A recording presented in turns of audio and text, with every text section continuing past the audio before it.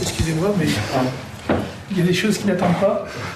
6 millions de Français souffrent de troubles du comportement alimentaire, anorexiques ou boulimiques. Qui sont les responsables de cette course à la maigreur aujourd'hui devenue une mode? C'est terrible en fait, quand on commence à maigrir, on a l'impression d'avoir atteint un idéal. C'est vraiment une grave maladie, quoi. Isabelle, qui a 26 ans, est anorexique depuis l'âge de 13 ans. Pendant plusieurs mois, son combat contre la maladie a été filmé. Surcouchée parce que j'ai même pas la force de me lever. Personne n'a envie d'une fille qui a des bras qui ressemblent à du papier de verre ou qui ressemblent à des allumettes qui vont se casser. Ça marche pas, ça travaille pas. Olivier Daube dirige une agence de mode au Brésil. Comment protège-t-il ses mannequins contre le piège de l'anorexie, alors que dans les coulisses des défilés, les filles sont de plus en plus maigres? J'ai travaillé avec les plus grands et shooté avec les plus grands. Je faisais un repas par jour. Donc, plus vous maigrissez, plus vous travaillez. Pour les pro-Anna, l'anorexie est un modèle. Moi, je suis pro-Anna. La semaine dernière, j'ai passé 3 jours sans manger. Mallory, 20 ans, pour maigrir, elle est prête à tout. Quand je suis devant l'assiette, en fait, j'ai peur. Leslie, 18 ans, est anorexique. Arrivera-t-elle à vaincre sa peur de se nourrir? Si j'étais capable d'engouffrer 2 pizzas, 6 McDo. Thibaut est accro à la nourriture. Il est soigné dans une clinique pour toxicomanes. La bouffe, c'est sacré. Je pourrais même manger en courant. Aux États-Unis, les gainers n'ont qu'une obsession, grossir sans aucune limite.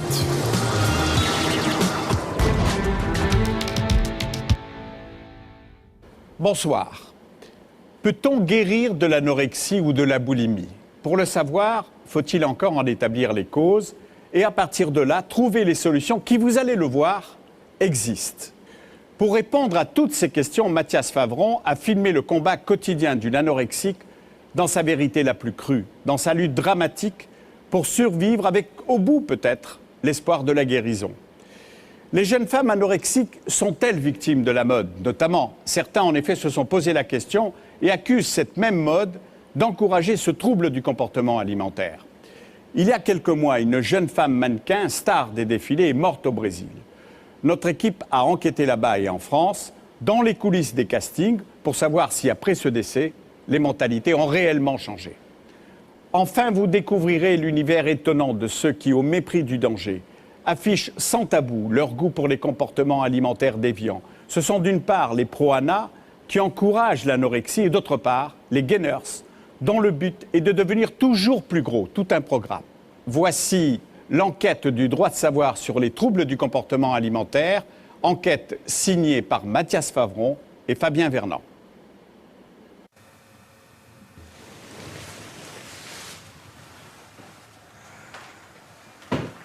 Isabelle, 26 ans, anorexique depuis son adolescence, rêve de devenir comédienne.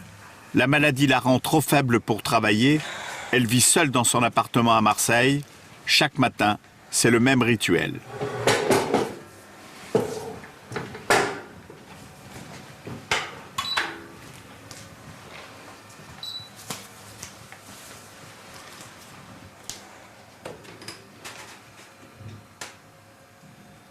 Combien vous pesez?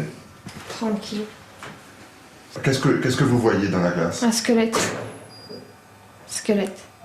Un squelette, je le sais. Je sais que c'est pas beau, quoi, mais... Mais vous n'arrivez pas à grossir? Non. Isabelle n'a pas grossi depuis l'âge de 13 ans. Pourtant, chaque jour, sur la balance, elle angoisse à l'idée d'avoir pris ne serait-ce que quelques grammes.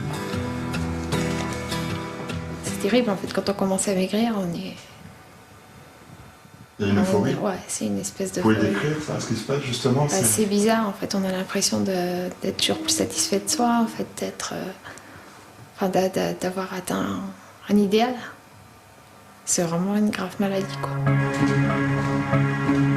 Au petit déjeuner, elle s'autorise une tartine de confiture allégée et du café au lait, son seul repas jusqu'au soir. En France, l'anorexie touche plus de 50 000 femmes, la plupart âgées de 13 à 25 ans. Les causes mal connues s'apparentent souvent à une peur de se confronter au monde des adultes. Ma mère a fait une grave dépression, en fait. Donc de l'âge de 4 ans jusqu'à l'âge de 11 ans, j'ai été toute seule avec ma mère, quoi. Donc ça a été très très dur. Ensuite, j'ai commencé à faire des problèmes de nourriture, donc vers l'âge de 13 ans.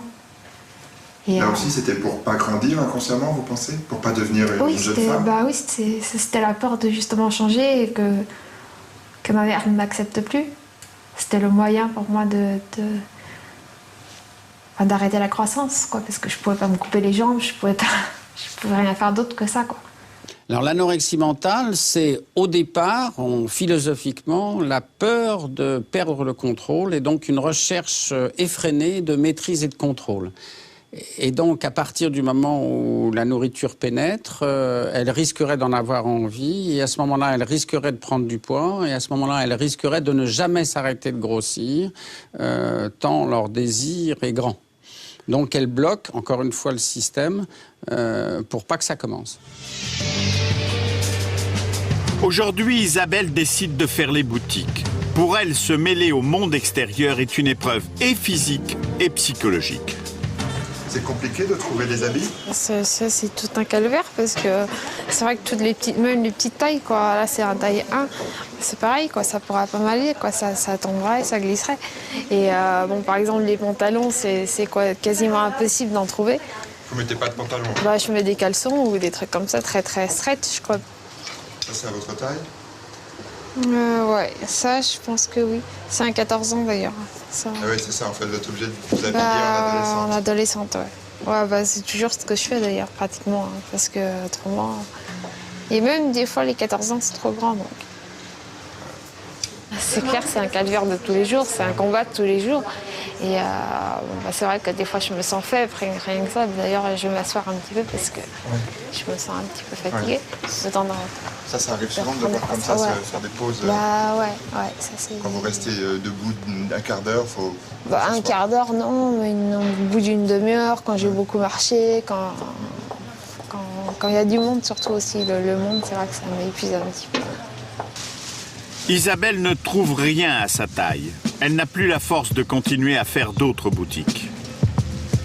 Au revoir. De retour chez elle, c'est le moment le plus difficile de la journée, le dîner. Dans votre frigo, il y a quoi? Bah, tout est allégé, quoi. En général, c'est toujours des yaourts 0%, terra, quoi, tout ce qui est... Et ça, c'est des trucs minceurs, quoi. C'est pareil, quoi. Faut continuer à prendre des produits minceurs. Bah, je continue parce que j'arrive pas pour l'instant, mais le but, c'est justement de réussir à vaincre cette peur. Et vous savez que c'est dangereux pour vous, pourtant. Je sais, malheureusement, mais bon... Vous n'arrivez pas à lutter. J'arrive pas, alors. Pour sa taille, 1,64 m, elle devrait peser au moins 50 kg. 20 kg de plus que son poids actuel. Pourtant, elle ne mange pas plus qu'un enfant de 4 ans et chaque repas est une épreuve. C'est quoi le rituel pour vous du repas? C'est boire en même temps, quoi. Boire beaucoup en même temps. Enfin, boire beaucoup. Toujours boire quelque chose en même temps, quoi, pour pouvoir vomir plus facilement, quoi. Avant même de commencer à manger, vous savez que vous allez le vomir de toute façon? Ah oui, de toute façon, ça, c'est tout ce qui est salé, de toute façon, je le garde pas. À part le petit déjeuner du matin, que ça... Vous tremblez? Ouais,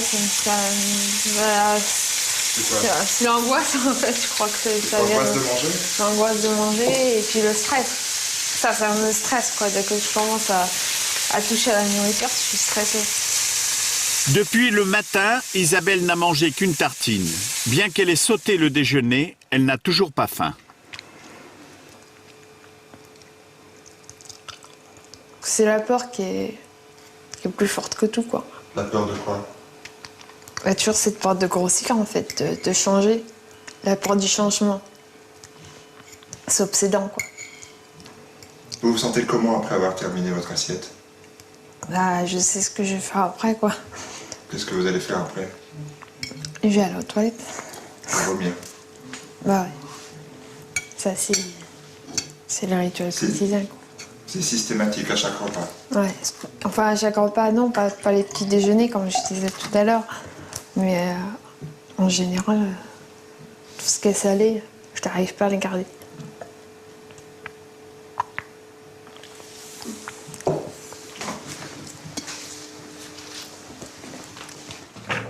À peine la dernière bouchée avalée, comme chaque soir depuis 13 ans, elle vomit son repas.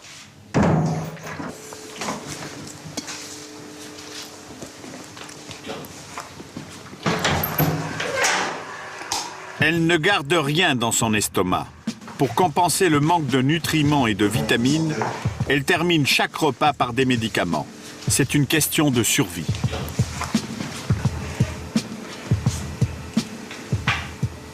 Une jeune fille anorexique va développer tous les problèmes liés aux carences alimentaires. En premier lieu, elle va se décharner, elle perd ses muscles, elle va se fatiguer plus vite que quelqu'un d'autre. En second lieu, elle va avoir des troubles de l'humeur, elle devient dépressive. Puis elle a des troubles gynécologiques et notamment une aménorrhée, c'est-à-dire qu'elle n'a plus de règles, donc elle ne peut plus avoir d'enfants. Enfin, comme elle ne sait plus fabriquer ni d'anticorps ni d'hormones, elle ne sait plus se défendre aux infections. Elle va donc développer plus souvent que les autres des maladies infectieuses. Et puis à un stade plus tardif, elle va attaquer son cœur, son muscle et puis également son rein. Donc elle va se retrouver dans une situation dangereuse pour sa survie.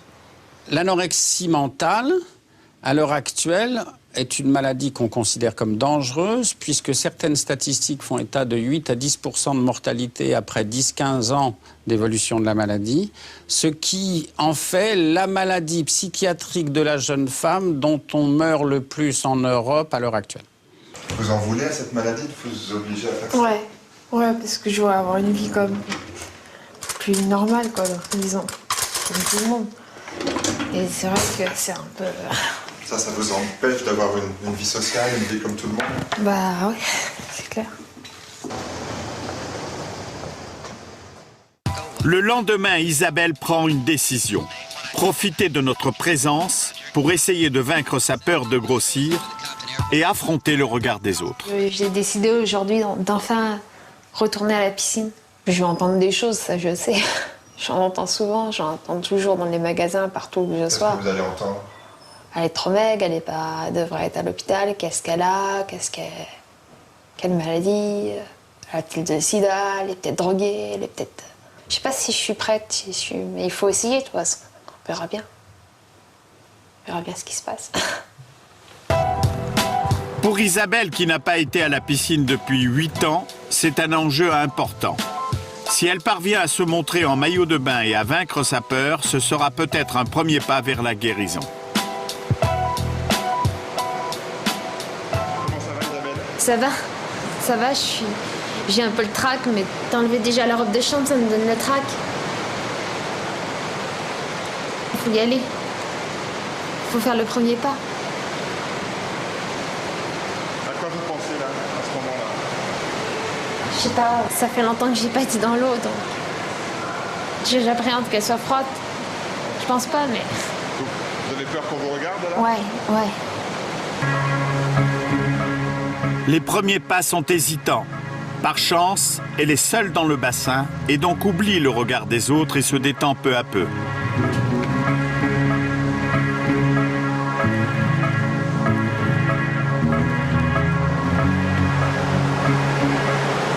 L'eau, qu'est-ce que ça vous procure comme sensation? Une sensation de bien-être. De bien-être que je n'ai pas quand je suis... C'est-à-dire que vous oubliez votre corps? J'oublie mon corps et puis je le vois pas déjà. Je le vois pas, j'ai l'impression d'être protégée par lui. Dans la piscine, elle retrouve des sensations oubliées, mais sa condition physique l'oblige à sortir rapidement du bassin, fatiguée.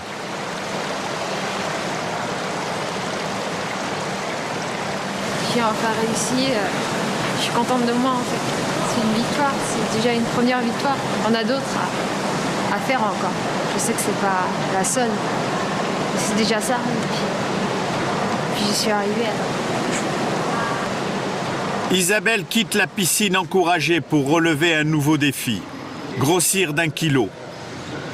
Nous lui donnons alors une caméra pour qu'elle puisse tenir le journal de son combat quotidien contre l'anorexie.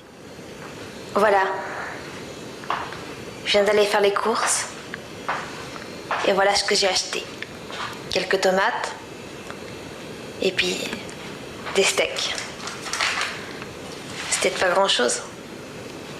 C'est que c'est marqué Kid dessus. C'est pour les enfants.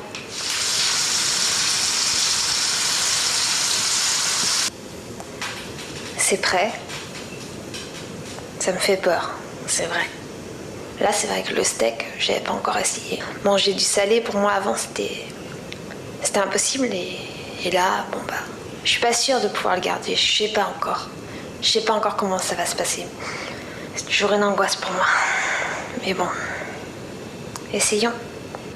Vous allez dire c'est ridicule, mais là, c'est vrai. Je cale. Et le principal, c'est que je vais le garder. J'ai décidé ce soir, j'irai pas aux toilettes après. J'ai essayé de me calmer, parce que je suis un peu stressée. Mais c'était bon quand même. C'est vrai que c'était bon en plus. Première victoire pour Isabelle, déterminée à poursuivre ses efforts. Mais certains jours, la maladie est trop forte. Je me traîne ce matin. J'ai même pas la force d'aller prendre ma douche. Faut que je reprenne quelques forces. Parce que sinon je pourrais rien faire de la journée. Des jours comme ça où je me traîne, ça me rend malade. Des journées perdues pour rien. De surcoucher parce que j'ai même pas la force de me lever. J'ai même pas la force de faire quelque chose. C'est ça, parce qu'on a envie de s'en sortir, on croit qu'on va réussir. Et puis il y a des jours on craint. Parce que c'est plus dur que ça.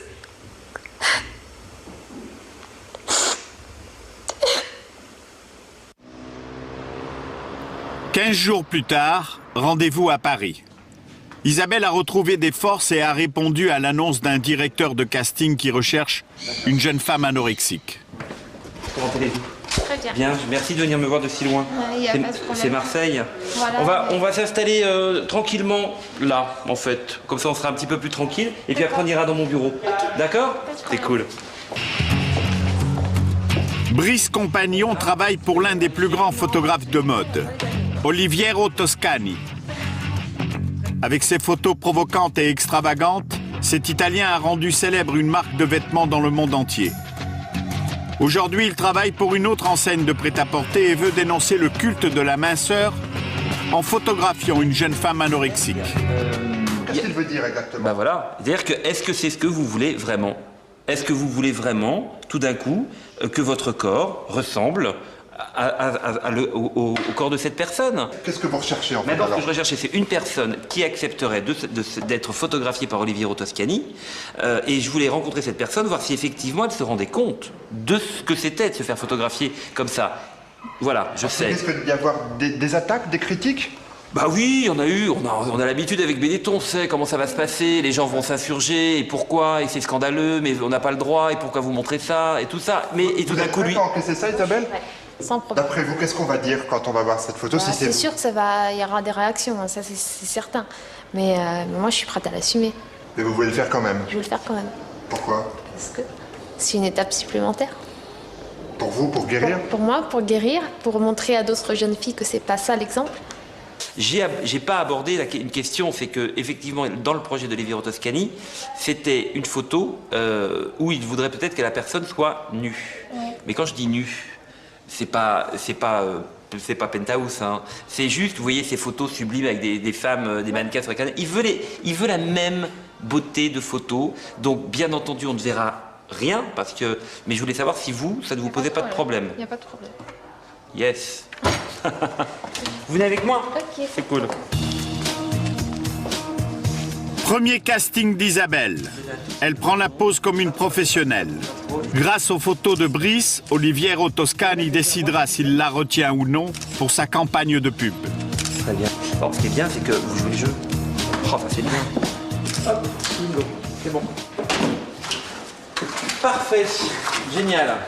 Ok, bon, en tout cas, merci infiniment de vous être déplacé. Et moi, je vous tiens au courant de la suite des événements. Nous retrouverons Isabelle dans un mois pour savoir si elle a été retenue par le photographe italien et si elle a réussi à vaincre sa peur de grossir.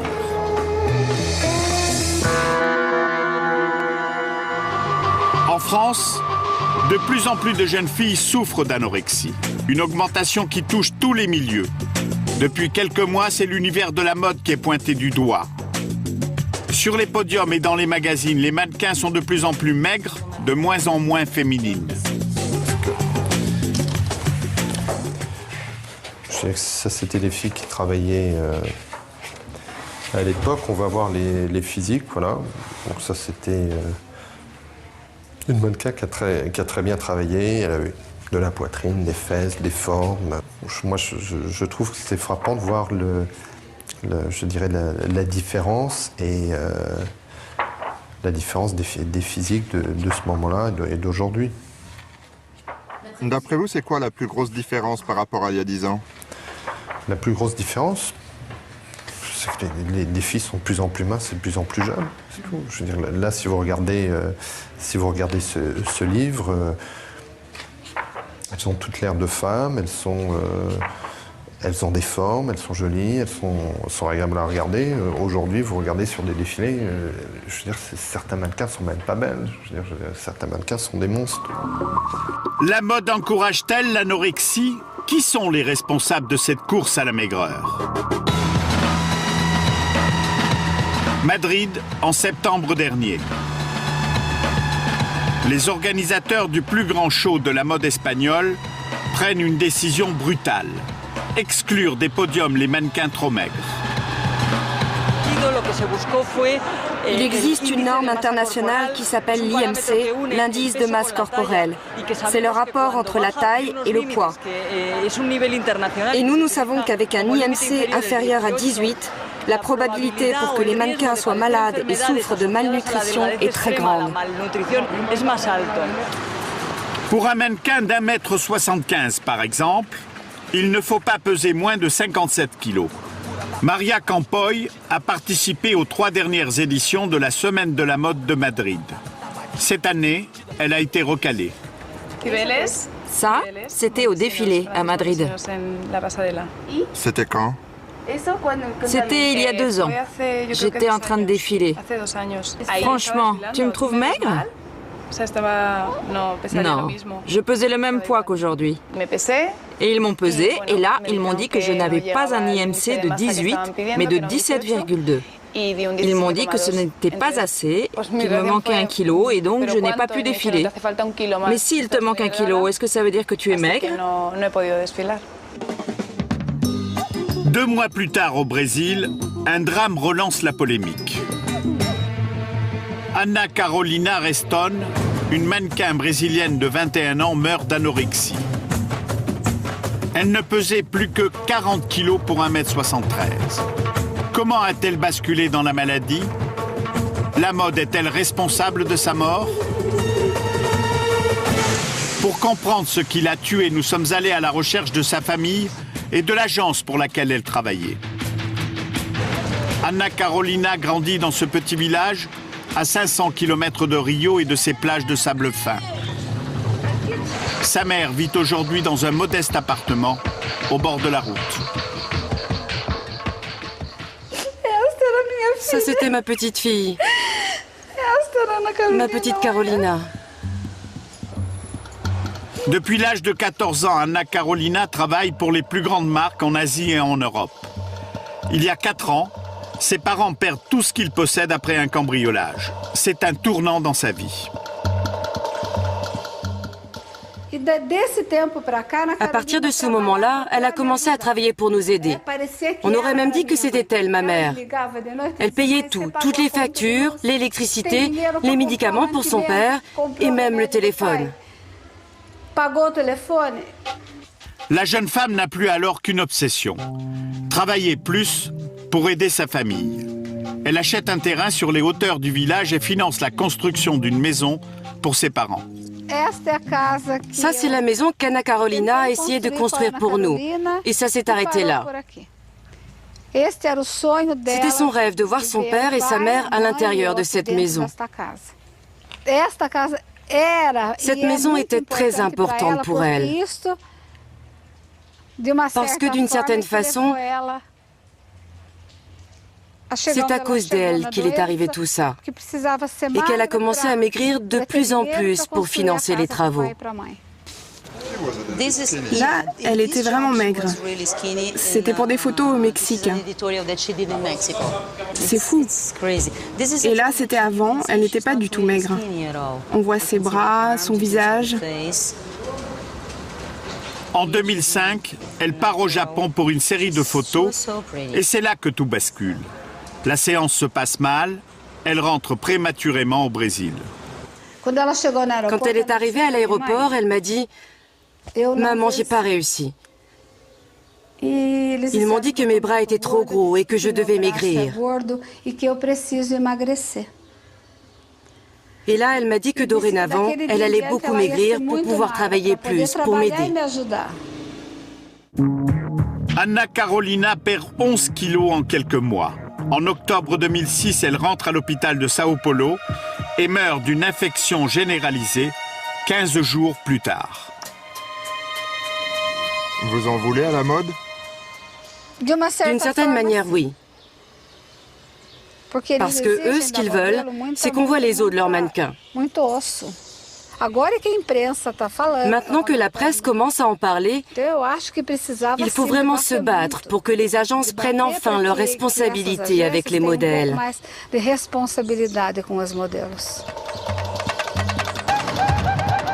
Sao Paulo, capitale de la mode au Brésil, où les plus belles jeunes filles du pays tentent leur chance. Mais les jeunes mannequins sont-elles vraiment préparées à éviter le piège dans lequel est tombée Anna Carolina? Olivier Daube était l'une des figures de la mode en France. Il y a 2 ans, il s'installe au Brésil et dirige aujourd'hui l'une des agences les plus en vue du pays.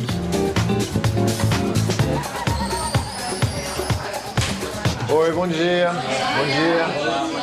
Tudo bem? Voilà. Alors, tu vois, par exemple, ici, je vais te montrer des boucles de quelques mannequins qui travaillent bien. Les mannequins qui travaillent bien, ce sont des filles qui ont des formes, qui sont belles, qui sont sensuelles, qui sont sexy, qui respirent la santé. C'est-à-dire qu'elles ne sont pas anorexiques, qu'elles ne sont pas trop maigres. Personne n'a envie d'une fille qui a des bras qui ressemblent à du papier de verre ou qui ressemblent à des allumettes qui vont se casser. Ça marche pas, ça travaille pas. Les gens, ils veulent pas des mannequins qui ont l'air malades. Si elle est malade, elle travaille pas. Derrière les discours, quelle réalité? Comment l'agence protège-t-elle ses mannequins contre la tentation de maigrir? On va vous montrer l'appartement des mannequins, qui est juste au-dessus de l'agence en fait. À son catalogue, Olivier a 150 modèles. Les plus jeunes sont hébergés à l'étage comme dans un internat. Ces filles ont entre 15 ans la plus jeune et 20 ans la plus âgée. Elles viennent des 4 coins du Brésil, donc on a besoin d'être certain qu'elles sont bien entourées. Pour être bien entourées, on leur offre un service où il y a une personne qui s'occupe d'elles, qui est la gouvernante que vous avez vue, elle est, je crois, ben voilà, qui est Val, qui est là 24 heures sur 24. Elle contrôle ce qu'elle mange et surtout qu'elles ne sortent pas le soir, qu'elles ne vont pas dans des fêtes. C'est pour garder le contrôle justement, pour être certain qu'il n'y a pas de dérapage. Qui paye tout ça? C'est l'agence. C'est moi. Donc c'est un investissement? C'est un investissement. On investit à long terme. Pour surveiller son investissement, une nutritionniste se déplace tous les mois à l'agence. Elle vérifie que les filles s'alimentent normalement et surtout qu'elles ne maigrissent pas trop. C'est d'ailleurs le problème de Sylvana, 20 ans. Voilà, tu as un IMC de 16,9. Son IMC est bas. À son âge, normalement, elle devrait avoir un IMC de 18,5 au minimum. Quand on a un indice corporel de 16,9, clairement, ça signifie que vous avez une insuffisance de graisse, donc vous êtes très très maigre, et ça pose les problèmes de la maigreur qui entraînent eux-mêmes des troubles de la santé. Vous êtes inquiète? Non, il n'est pas encore temps de s'inquiéter, mais c'est vrai qu'il faudra continuer à la suivre pour être sûr que tout va bien. Sylvana, tu pourras pas défiler à Madrid alors? Avant, j'aurais pu défiler, mais avec cette affaire d'anorexie, les gens pensent que c'est un problème. Mais moi, je vois pas le problème, tant que je suis bien dans ma tête. Un peu plus tard, Sylvana doit passer un casting avec une cliente espagnole venue faire son marché au Brésil. Le faible indice de masse corporelle de la mannequin pourrait lui faire perdre un contrat. C'est les mannequins que je t'ai amenés aujourd'hui. Oui, d'accord. Ouais. Qu'est-ce que vous êtes venu chercher ici? On cherche des mannequins, hommes et femmes, pour les shows, les campagnes de publicité, enfin, un peu partout, les marchés espagnols. Les clients, ils cherchent des filles pas trop minces maintenant. Ça a changé? Évidemment, pour nous, on est très contents que ce soit comme ça, non? Plus pratique. Hein? C'est plus pratique. Pourquoi ça a changé? Je pense qu'à cause de tout ce qui se passait avec la genèse, avec tous les problèmes d'anorexie et tout ça. Bon. Bonjour. Bon dia. Vous parlez anglais? Non? Non? Falamos Non. poco português, hein? Quando fai? Depuis quand t'es mannequin? Quanto tempo? 16 meses. 16 mois. Puoi girare? Bon, vas-y, tourne-toi. Bien. Vas-y, marche un peu. Un poquito. Camina.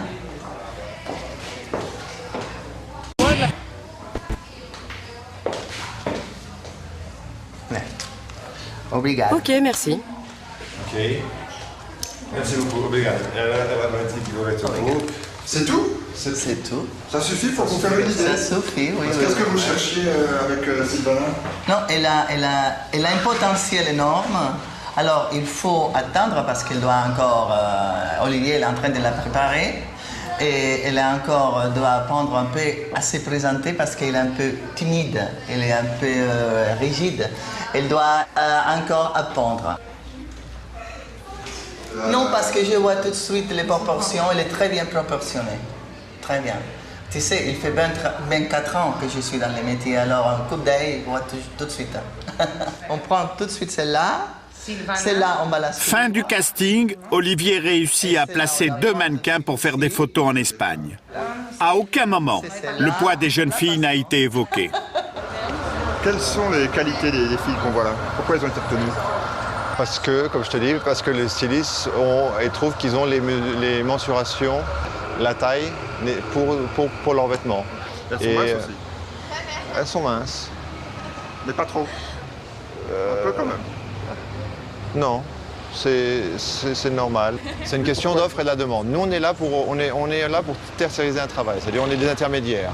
Si le styliste il me dit j'ai besoin d'une fille qui fait 1m78 et qui soit avec des hanches de 90 cm, une taille de 62 et une poitrine de 90, mon travail c'est de trouver la mannequin qui correspond à cette demande. Ça ressemble un petit peu à une marchandise? Ben, c'est un métier, c'est une carrière, on est dans un business. Paris, capitale mondiale de la mode. Pendant 10 jours, les défilés des plus grands couturiers s'enchaînent pour présenter les collections de l'automne prochain. Contrairement à Madrid, aucune loi n'interdit aux mannequins trop maigres de monter sur les podiums.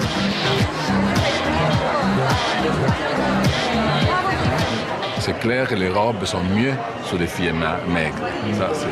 Ça a été toujours comme ça. Mais accuser la mode de provoquer une chose si grave, je crois que c'est très injuste. Je crois qu'il faut regarder la base de cette maladie pour comprendre que les filles ne deviennent pas si maigres simplement pour la mode ou pour la mode, mais je crois qu'ils ont quelques problèmes à eux.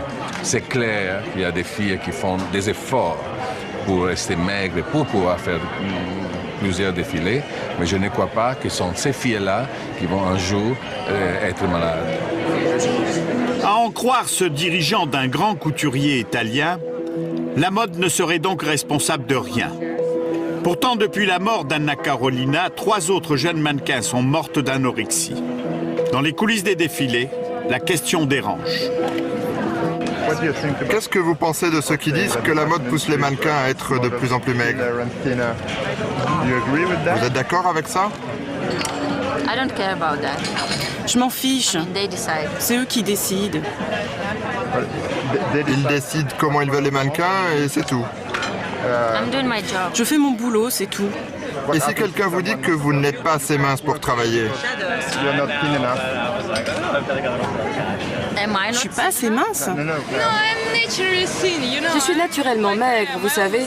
Je suis comme ça depuis que j'ai 14 ans et je le resterai jusqu'à 40. Et vous mangez normalement? Oui. C'est quoi manger normalement pour vous? Normalement, je mange 3 fois par jour, un petit déjeuner. J'adore la soupe et la salade, parfois du poulet. En tant qu'ex-mannequin, moi je sais que forcément on est dans une sorte de spirale où forcément on est tenté tout le temps de maigrir. les 2 plus belles années de ma carrière de mannequin, quand j'ai travaillé avec les plus grands et shooté avec les plus grands, je faisais 1 repas par jour. Donc, plus vous maigrissez, plus vous travaillez. Le fait qu'il y ait un courant qui se développe où les mannequins sont extrêmement maigres, c'est évident qu'on peut s'interroger, de se dire, oui, quel va être l'impact sur des jeunes, alors que ce n'était pas du tout un phénomène de société. Ça va peut-être devenir un phénomène de société où les jeunes se disent, bon ben voilà, moi j'ai 12-13 ans, si je veux être jolie, je veux ressembler à tel mannequin, il faut que je sois maigrissime, donc je vais faire attention à ce que je mange, ou je ne vais plus rien manger, etc. C'est super, moi je trouve ça un peu alarmant. À Hollywood, la maigreur est devenue la nouvelle tendance. Les starlettes ne font pas parler d'elles grâce à leur qualité professionnelle, mais grâce à leur perte de poids spectaculaire. Nicole Richie, la fille du chanteur Lionel Richie, est une ambassadrice de la maigreur. En 3 ans, elle est devenue squelettique au point d'intriguer la presse People. Tout est parti de cette photo où on se rend compte que Nicole Richie, comme Lindsay Lohan, arbore un petit bracelet rouge. Et en creusant un peu, on se rend compte que c'est en fait le signe de ralliement des pro-ANA, donc des sites qui fleurissent sur le net, et qui sont des sites qui font une apologie de la maigreur. À Nantes, rencontre avec une pro-ANA, Mallory, 20 ans. Elle porte le fameux bracelet rouge depuis près d'1 an. Vous êtes pro-ANA ? Moi, je suis pro-ANA. Ça veut dire quoi être pro-ANA pour vous ? Pro-ANA, c'est manger peu, manger mieux. Une pro-ANA a des troubles comportementaux alimentaires à la base. Elle cherche simplement à les dominer, c'est-à-dire à manger mieux. Et donc à manger moins ? Oui, parce qu'on craque beaucoup pour les choses grasses et mauvaises. Donc il faut compenser ? Il faut compenser. Pour compenser, certaines sont prêtes à tout. Sur les sites pro-ANA, leurs modèles sont des starlettes anorexiques et les conseils diététiques extravagants. Je vais vous lire quelques commandements, effectivement, des pro-ANA. Si tu n'es pas mince, tu n'es pas attirante. Être mince est plus important qu'être en bonne santé. Donc là, on voit bien tout le caractère vraiment dangereux de ce qu'elle prône. Tu ne mangeras point sans te sentir coupable. Tu compteras les calories et tu restreindras tes apports. Ce que dit la balance est plus important. Tu ne peux jamais être trop mince. Donc là, on voit tout le caractère, effectivement, totalement incongru de tout ça et vraiment très, très dangereux. Mallory ne suit pas à la lettre les fameux 10 commandements. Depuis 1 an, pour combattre sa boulimie, elle soumet son corps à un régime extrême. C'est quoi ça ? Alors ça, c'est mon carnet alimentaire. C'est une aide. Qu'est-ce que vous notez dedans ? Tout ce que je mange dans la journée, tout ce que je mange de calorique. Et là, je vais noter ce que j'ai mangé à midi, c'est-à-dire mes 100 grammes de mâche. Et vous mettez en face le nombre de calories Le nombre de calories. Généralement, je note, à l'inverse de mon cahier, c'est tout ce que je me suis autorisée à manger. Sachant que je peux manger d'autres choses, hein, mais là, j'ai vraiment mis les abricots frais, je sais que 100 grammes fait 45 calories, les asperges, des aubergines. Et on peut regarder de l'autre côté du carnet, voir un peu les jours, voir un peu votre taux de...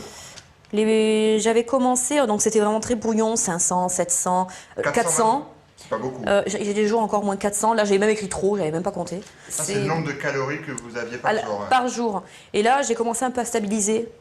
500, 600. Vous stabilisez entre 500 et 700 calories par jour. Voilà, j'essaye, oui. C'est pas beaucoup quand même. Non, c'est pas beaucoup, mais je ne le vomis pas. Donc voilà, donc là, je note que à midi, il y a eu 100 grammes de mâche, donc 20 calories. Je suis à 140 aujourd'hui. Donc pour le moment, depuis le début de la journée, je suis à 140 calories. 500 calories par jour en moyenne. C'est 3 à 4 fois moins que la nourriture qu'elle devrait prendre pour son âge. En 9 mois, Mallory a perdu 12 kilos et ne mesure pas les dangers de son comportement. On commence à vouloir faire un régime, on va sur le net, on tape comment perdre du poids, on tombe sur des blogs pro-ANA, on se dit qu'on va le faire pendant 3 mois, le temps de rentrer dans son bikini, sauf qu'en 3 mois, le fait de ne plus manger, le fait d'avoir des obsessions alimentaires, le fait d'avoir un groupe d'amis qui nous disent « il faut continuer, tu es bien parti », et bien du coup on ne s'arrête jamais. Ça c'est tout ce que je mange dans la journée. Mallory anime également sur Internet un forum où les pro-ANA s'échangent des conseils. Elle se défend de prôner l'anorexie. Quand on a envie de craquer, ben on vient là. Moi, je me fais un thé, je viens là et je viens discuter avec les filles. Ça va, ouais, j'ai faim, moi aussi, ouais, mais on mange dans 1 heure, ouais, on va attendre alors, on va essayer de se forcer à attendre, etc. Et du coup, ben, en blaguant, pendant 1 heure, on a réussi à attendre le repas. Quand même, à force de surveiller son alimentation au point que ça devienne une obsession, est-ce qu'on risque pas de basculer dans l'anorexie? Moi, c'était la semaine dernière, j'ai passé 3 jours sans manger, parce que j'étais fatiguée de compter. Mais de compter les calories. Ouais, ça m'énervait, donc finalement je comptais plus, c'est plus simple de plus manger. Mais du coup, vous n'êtes pas à 2 doigts de basculer dans l'anorexie du coup? Non, parce que je suis venue là, je leur ai dit, moi ça fait 3 jours, je sais plus, je crois que c'est sur mon carnet alimentaire, je leur ai dit, les filles, ça fait 3 jours que j'ai pas mangé. Et elles m'ont dit, écoute, remange, hein, ça va plus là. Jonathan Lalinec dirige une société qui héberge des dizaines de milliers de blogs. Chaque matin, il fait la chasse aux sites pro-ANA comme celui de Mallory. Ce sont les internautes eux-mêmes qui dénoncent les sites suspects. Bonjour, je vous signale ce blog pro-ANA. Merci de bien vouloir le désactiver en raison de sa dangerosité, cordialement. Donc qu'est-ce que vous faites quand vous lisez un truc comme ça? Donc déjà, la première chose, c'est de vérifier le blog en question. Qu'est-ce que vous essayez de vérifier? Un petit peu le contenu du blog, en fait, voir si ce blog vend les mérites de l'anorexie ou s'il explique seulement ce que c'est que les pro-ANA. Mais il n'y a pas de loi qui interdit les pro-ANA. Pourquoi vous fermez les blogs? Pour notre image, en fait, on a certaines choses comme la pornographie, on est une plateforme pour les 12-24 ans, on veut pas inciter les jeunes, en fait, à faire ce genre de choses, ou surtout là, quand je vois du texte... Voilà, si t'es anorexique, les hommes te trouveront plus attirante, tu te sentiras plus en confiance et en osmose avec toi-même, enfin... Ça vous choque? Oui, voilà, moi personnellement ça me choque, je pense que je suis pas le seul et donc vous allez supprimer ce blog? On préfère suspendre ce blog déjà, premièrement, et voilà. Le blog Project ANA est banni temporairement pour faute grave. Mais vous sentez qu'il y a une vraie guerre contre les pro-ANA en ce moment? J'ai l'impression, oui, parce qu'on est obligé de se cacher pour pouvoir discuter tranquillement. Ils veulent fermer notre petit jardin secret. Et alors... Essayez de nous les effacer, c'est pas grave, on en créera tout le temps. À Marseille, Isabelle continue ses efforts. Elle réapprend à cuisiner et arrive enfin à varier ses repas. Il y a 6 semaines, elle s'est fixé l'objectif d'arriver à grossir d'1 kilo. Ce matin, c'est le verdict sur la balance. Ça va bien. Leslie a 18 ans. Pour elle, l'anorexie n'est pas un jeu. Depuis 6 mois, Leslie mange seule. Elle est terrifiée à l'idée que d'autres puissent la voir pendant un repas, incapable de lutter contre sa maladie. Quand je suis devant l'assiette, en fait, j'ai peur. À Orlando, au nord de Miami, nous découvrons les ambassadrices d'un mouvement à l'opposé de l'anorexie. Ils s'appellent les gainers. Un terme qui n'existe pas en français que l'on pourrait traduire par les gagneurs de poids.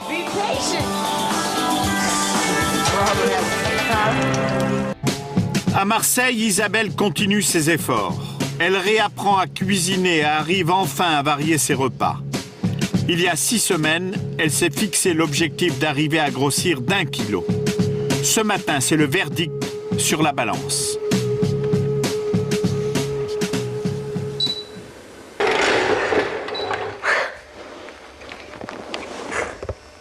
J'ai réussi. J'ai enfin réussi.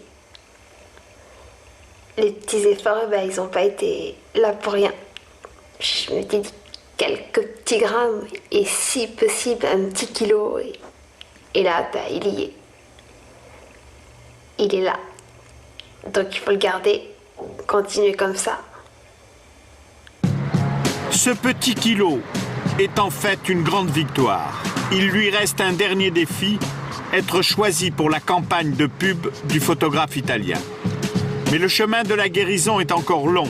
50% à peine des jeunes filles anorexiques parviennent à guérir. À Dijon, l'hôpital du Bocage est l'un des plus réputés en France pour soigner les troubles du comportement alimentaire. Bonjour Leslie. Ça va bien? Leslie a 18 ans. Pour elle, contrairement au pro-ANA, l'anorexie n'est pas un jeu. Elle est arrivée ici il y a 2 semaines dans un état de faiblesse extrême. Depuis le premier jour, elle est nourrie grâce à une sonde gastrique. Le fil qu'on voit qui rentre, il descend. Il rentre dans le nez, dans la gorge et dans l'estomac après.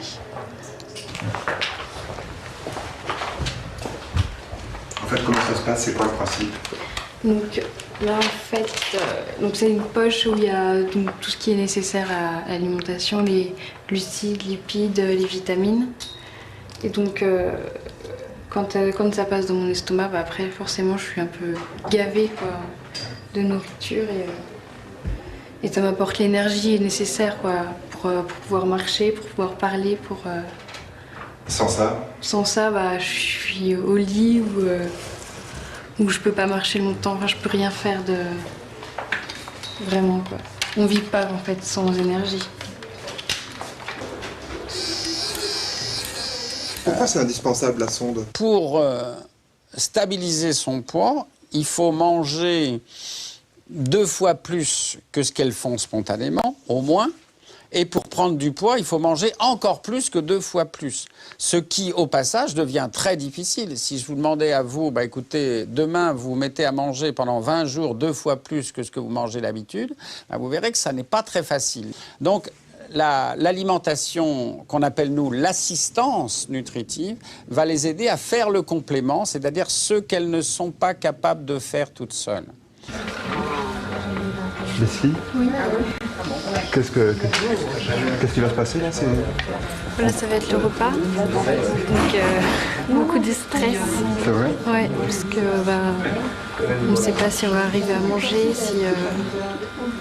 quand je suis devant l'assiette, en fait, j'ai peur. J'ai peur. Ça fait combien de fois que vous n'avez pas pris un repas collectif comme ça? Ça fait depuis le mois d'octobre. Donc c'est dur. Là, ça va être le premier repas collectif et c'est dur à gérer en fait. Vous pensez à quoi? Quelles images vous traversent l'esprit là? La peur de la nourriture, la peur aussi de prendre du poids. Pour elle, on va dire, mettre une cuillerée de quelque chose, surtout quand c'est un peu calorique dans la bouche, c'est comme si vous mettiez du poison ou un scorpion vivant. Ah oui, à ce point. Ah, je crois que c'est à ce point, oui. Depuis 6 mois, Leslie mange seule. Elle est terrifiée à l'idée que d'autres puissent la voir pendant un repas, incapable de lutter contre sa maladie. Pour guérir, il faut essayer. Ça va, Leslie? Non, pas trop. Non, ça va pas. Non, pas trop. On va pas chercher pendant le repas à voir si un tel mange ou un tel mange pas. On essaye de remanger ensemble parce que c'est quelque chose qui a été oublié pour plein de personnes qui ont des troubles du comportement, qui mangent tout seuls depuis des années, sans leur famille. Et en fait, quelque chose qui paraît anodin pour tout le monde, c'est un obstacle infranchissable. Donc il y a beaucoup d'angoisse. Par exemple, Leslie, elle m'a dit ce matin que c'était difficile de manger ensemble, mais qu'elle acceptait quand même de faire l'effort de venir. Pour toutes ces jeunes filles, manger devant notre caméra est encore trop difficile. Elle nous demande de les attendre dehors. Leslie, comment ça s'est passé? J'ai pas beaucoup mangé, mais c'était agréable de manger avec les autres gens, de parler, de discuter.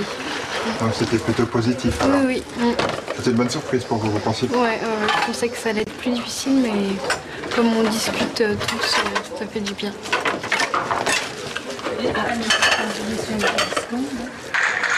À son arrivée, Leslie pesait 40 kilos. Elle en a déjà repris 2. Il lui en reste encore 7 à prendre pour atteindre l'objectif fixé par le docteur Rigaud. Elle en est où, Leslie? Où en est Leslie? Je dirais que pour Leslie, comme pour d'autres malades, c'est un peu comme s'il y avait 2 personnes dans la tête, au fond. Il y a une personne qu'on peut appeler l'alien, l'anorexie mentale, qui pilote souvent. Et notre rôle, notre travail à l'hôpital, c'est de faire qu'il pilote de moins en moins. Et la difficulté, justement, c'est de quitter maintenant cette pseudo-personnalité, d'aller chercher la vraie Leslie quelque part. Alors, elle ne sait pas très bien où, et moi non plus, mais on va la trouver, c'est promis. Et puis, se la construire, cette personnalité, de telle manière à ce que personne ne puisse dire après que c'est une personnalité d'emprunt, contrairement à l'anorexie mentale. Et là, elle en est loin, Leslie, ou ça devrait être pour bientôt? Elle en est assez loin, mais ça peut être pour bientôt.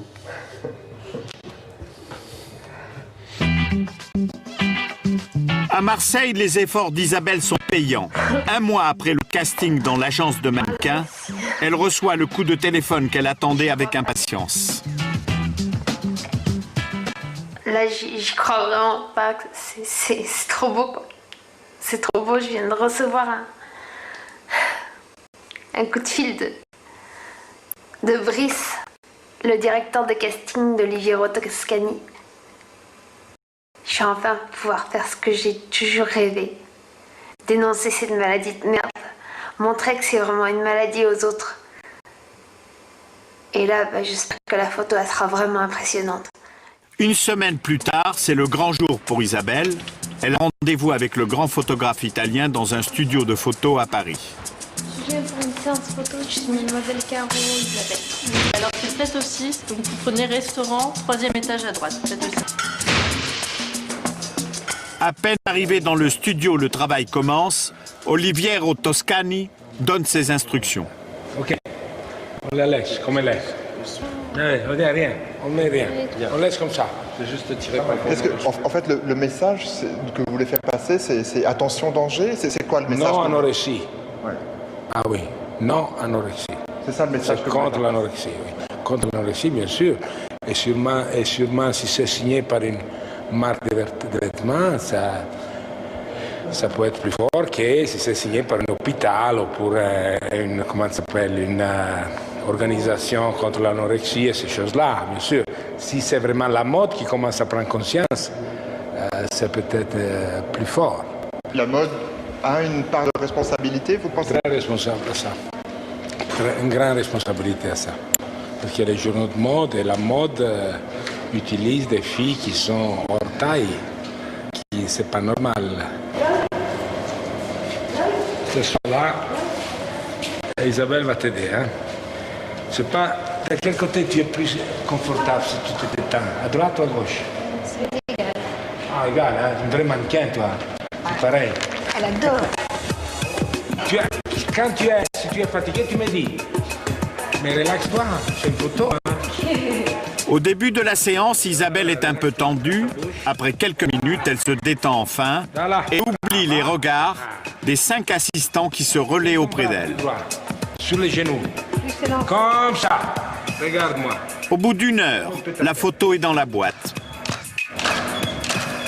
Avant de libérer Isabelle, le photographe vérifie une dernière fois le résultat. Oui. Ça, c'est quand même une fille qui a un problème. Hein? Hein? Ça, elle demande aide. Ouais. Elle demande aide. Ça se voit sur son visage. Hein. Oui, oui. C'est vraiment une victime de ce système-là. Moi, personnellement, s'il y aurait une affiche comme ça sur le mur, je dis, qu'est-ce que c'est là? Hein? Tout le monde fait ça. Hein? Et c'est une photo que ça a l'air, une photo de mode. Hein?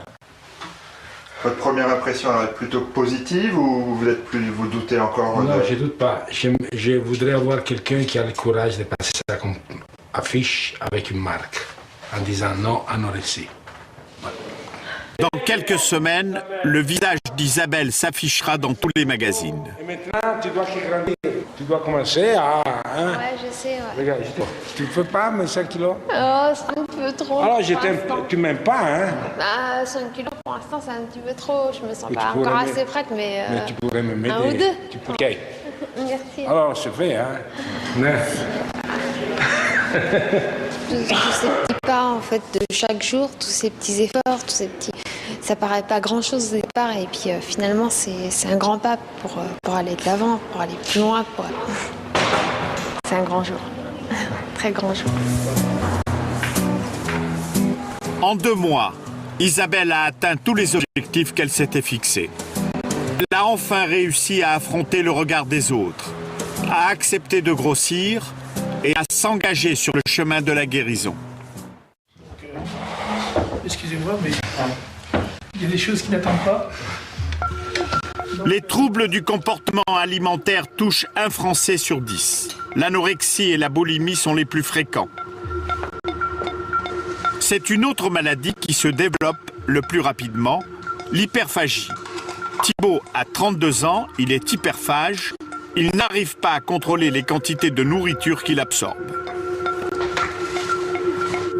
Il y avait un comportement compulsif par rapport à vous. J'étais capable d'engouffrer 2 pizzas, 6 McDo, enfin 6 hamburgers, des choses comme ça. Donc c'était pour calmer quelque chose, pour enfouir quelque chose. Ce qu'on essaye de voir avec l'addictif, la nourriture, ça c'est clair. Contrairement aux boulimiques, il n'alterne pas ses crises alimentaires avec des vomissements ou des jeûnes. Sa maladie l'a conduit à l'obésité jusqu'à peser 200 kilos. J'avais envie de me sortir de ça, j'avais envie de me soigner, j'ai envie de retrouver une existence un peu normale. Donc il n'y a pas de... c'est pas une vie normale, vous êtes toujours obligé de calculer en fonction de votre poids. Depuis 15 ans, il essaie sans succès. Il y a 2 mois, il tente une méthode révolutionnaire. Il est hospitalisé en région parisienne au milieu de personnes accros aux drogues dures et à l'alcool, dans une clinique pour toxicomanes. Est-ce qu'on peut dire que Thibaut est un drogué ? En tout cas, parce qu'on n'aime pas l'expression drogué.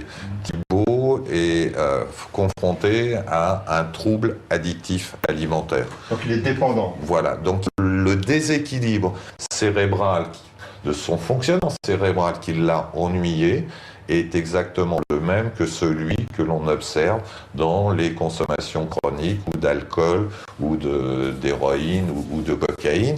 Perte de contrôle, savoir n'est pas pouvoir, savoir qu'il devrait maigrir, c'est pas pouvoir maigrir. Vouloir n'est pas pouvoir, vouloir maigrir n'est pas pouvoir maigrir. Rétablissons tout ça et on parlera plus de dépendance une fois qu'il sera stabilisé. Thibaut a longtemps culpabilisé de ne pas arriver à maigrir. Dans cette clinique, il a enfin commencé à guérir sa dépendance à la nourriture.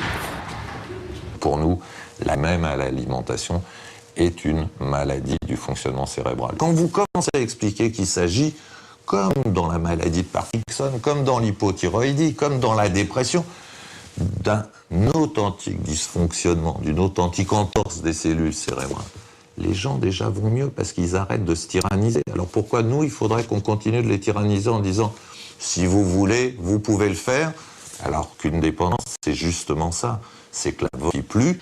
Allez, on change d'exercice, donc tu connais, donc maintenant, ce que tu n'arrivais pas encore à faire il y a quelques temps, on va voir où est-ce que tu en es, donc tu vas te relever au moment où je t'envoie là-bas. Là, on est d'accord ? Tu as l'exercice, on y va, tu vas chercher, tu montes. Parfait.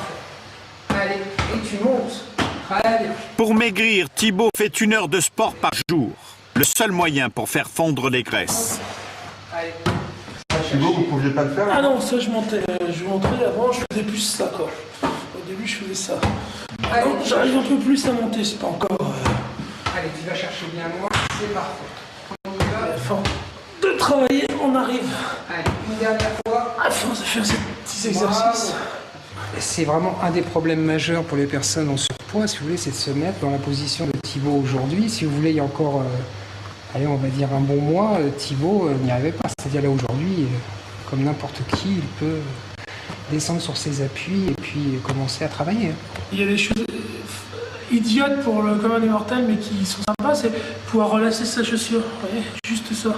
C'est-à-dire de pouvoir avoir les mains qui vont jusqu'à la chaussure. Parce qu'avant, vous avez le bidon. Avant, vous ne pouviez pas? Avant, il fallait que je fasse du stratagème, il fallait que je fasse plus comme ça pour essayer d'y arriver. Là, je peux un peu plus d'aller...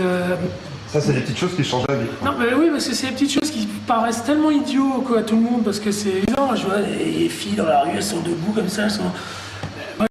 Moi, à chaque fois, ça me paraît surréaliste et de voir qu'on peut arriver à faire des petites choses comme ça, petit à petit, retrouver de la mobilité et des choses comme ça, c'est vachement enrichissant, vachement motivant aussi.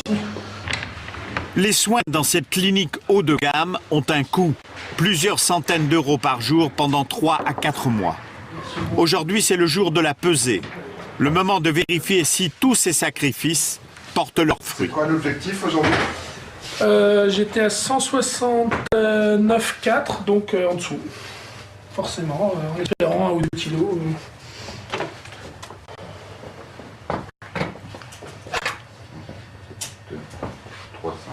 Donc 157,300, donc ça veut dire 2,1 kg sur 3 jours. Content? Ouais, bien, ouais. Plutôt bonne moyenne. En 2 mois, il a déjà perdu 35 kilos. Il lui en reste encore autant à perdre pour oser de nouveau se mettre en avant sur les photos de famille. Et où je suis, je reviens un peu la poussière. Voilà, c'est moi là. Ça vous fait quoi de vous revoir là? Là, vous étiez... Là, j'étais à 100, c'était mois de décembre, donc c'était moi avant de venir ici. Moi avant de venir ici, donc j'étais à 192, donc bah, je suis gros. Même si je suis pas encore maigre, c'est... Enfin, je me reconnais, hein, je suis pas non plus schizophrène. Mais voilà, je me dis, bah, ça c'est du passé, c'est des photos qui vont rester, parce que j'ai pas l'intention de tout déchirer pour plus me voir. Hein. Mais en tout cas, en plus, ça me permettra de voir comment j'étais, de me dire, tu vois, faut pas remonter là. Donc voilà, donc essayer d'être plus dans la norme, on va dire, du reste de la famille et des...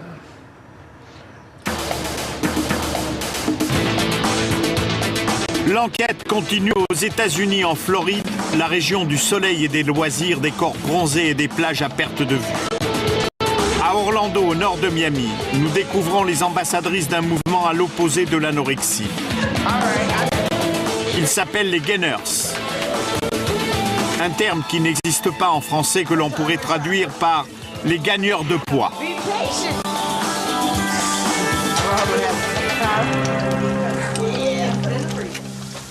Vous pouvez expliquer ce que c'est un gainer? Un gainer, c'est une personne qui n'aime pas être mince et qui cherche à être de plus en plus grosse, mais qui ne se fixe aucune limite. C'est ce que vous êtes? Oui, c'est exactement ce que je suis. Je veux juste être heureuse en étant plus grosse. Voilà, c'est ça. Juste me sentir bien et grossir. Veda a 21 ans. Elle pèse 140 kilos. 30 de plus que l'an dernier. Mais elle ne compte pas s'arrêter là. Je fais de mon mieux pour arriver à grossir. De combien? D'ici à la fin de l'année, j'aimerais bien grossir de 50 kilos. Ça me laisse peu de temps pour y arriver. 50 kilos, c'est beaucoup, mais je vais voir si j'y arrive. Lisa a 36 ans. Elle est gainer depuis 10 ans et pèse aujourd'hui plus de 150 kilos. Les produits allégés, c'est contre la religion. Quant à Kendra, 62 kilos, elle ne désespère pas de ne pas être plus grosse. À laquelle des deux vous aimeriez ressembler? Je sais pas, aux deux. Les deux sont bien. Et les dépasser? Ah oui, bien sûr. Bon, c'est une perversion parce que pour le coup ça devient exemplaire, parce que pour le coup ça devient une façon de vivre et pour le coup ça donne peut-être envie à des jeunes filles qui ont un petit peu de poids de passer vers cette pseudo-normalité. Donc ça c'est extrêmement dangereux. Ce jour-là, Veda, Lisa et Kendra passent le week-end entre filles. Elles en profitent pour cuisiner un petit déjeuner typique de gainer. Au menu, des pancakes, du bacon et du beurre. Beaucoup de beurre. Quand tu cuisines au beurre, ça reste.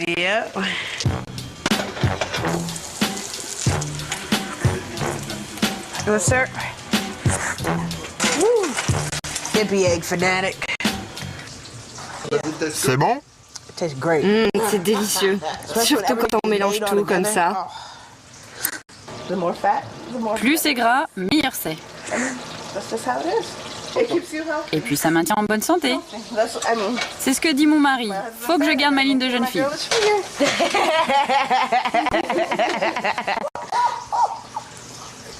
Vous seriez pas mieux assise pour manger?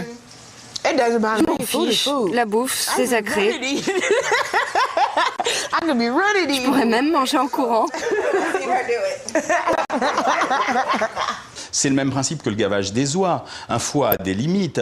Quand vous grossissez de façon démesurée, vous altérez les fonctions du corps, et notamment en particulier le foie, qui va se charger en graisse à la façon des oies, et finalement qui ne sera plus capable de fonctionner. À terme, ces gens-là finissent par développer des cirrhoses hépatiques et mourront d'une cirrhose sans jamais avoir consommé un verre d'alcool.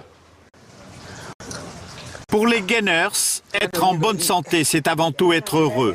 Et pour elles, cela veut dire continuer à grossir. Au lycée, les élèves se moquaient de moi. Oh, t'es grosse, t'es grosse. Je me suis dit, ok, je vais maigrir. Je suis devenue vraiment très mince. Et j'étais très jolie. Mais j'étais malheureuse parce que je ne pouvais pas manger ce que je voulais. J'ai laissé tomber. Maintenant, les gens m'aiment pour ce que je suis.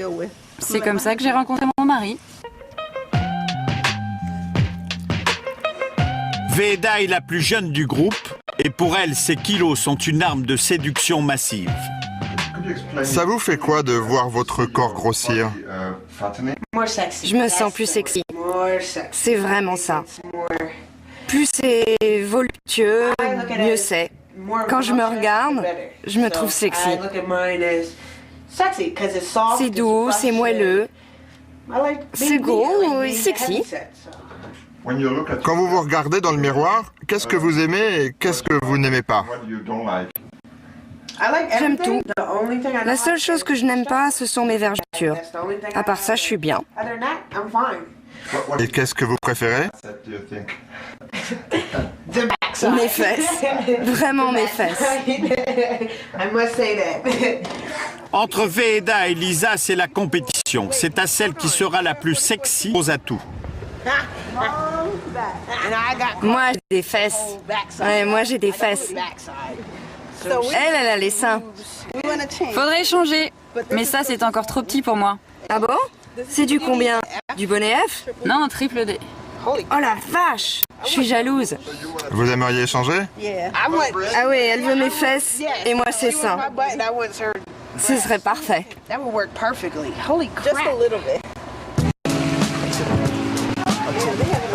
Dans un pays où près de la moitié de la population est en surpoids, Veheda et Lisa se moquent du regard des autres. Chaque jour, elles profitent avec gourmandise de la piscine de leur lotissement.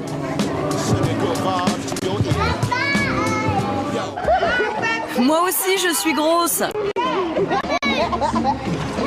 On n'est pas forte. On est formidable. C'est pour ça qu'on s'en moque. Il y a toujours quelqu'un de gros ici, où que tu ailles. Vous vous fixez une limite? Non, pas du tout. Je ne veux pas me fixer de limite. C'est ma liberté. Ma liberté à moi. Voilà, en conclusion de cette enquête du droit de savoir, ces quelques mots. Chacun est bien sûr libre de se nourrir comme il veut. Encore faut-il être conscient des dangers qui guettent et ne pas oublier surtout ce vieil adage, toujours d'actualité, un esprit sain dans un corps sain. Voilà ce côté. Bonsoir.